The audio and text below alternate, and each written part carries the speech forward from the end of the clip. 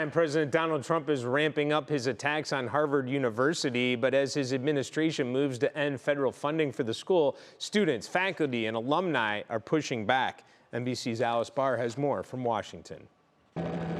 At Harvard University, where students are preparing for graduation tomorrow, a focus on not just their futures, but the famed universities. We'll not be repressed.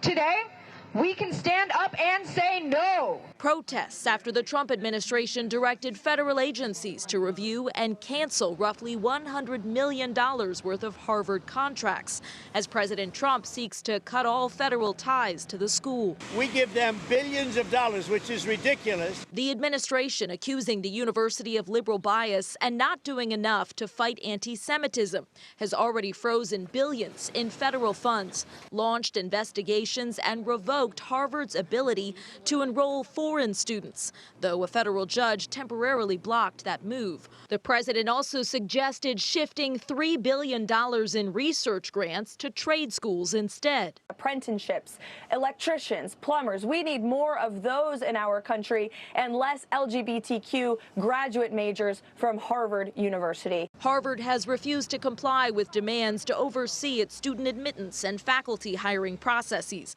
accusing the administration of retaliation for refusing to surrender academic independence. Why cut off research funding?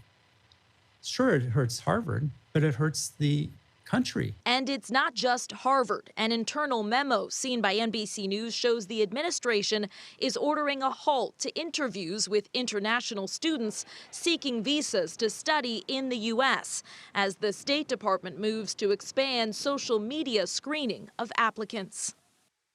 Elsewhere on the international front, President Trump venting frustration with Russian President Vladimir Putin after a series of deadly attacks on Ukraine. The president, who's been ramping up his rhetoric as he presses for a ceasefire, says Putin is playing with fire. In Washington, Alice Barr, NBC News.